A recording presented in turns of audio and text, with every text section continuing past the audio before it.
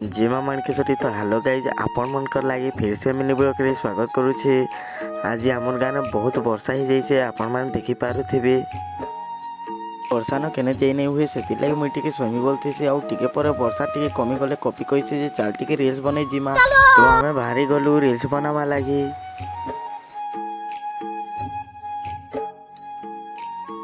तो guys finally खेटी गलु आम reels बनावा जगह न तो देखी पारुथिबे कॉपी भाई केंता कर रील्स बनाउछन।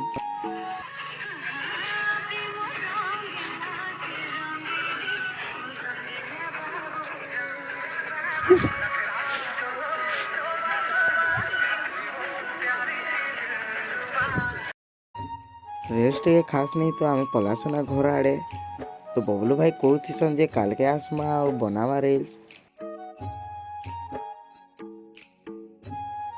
घर आड़े जाओ जो एंता वर्षा ही जैसी जे आपण माने भावी नहीं थी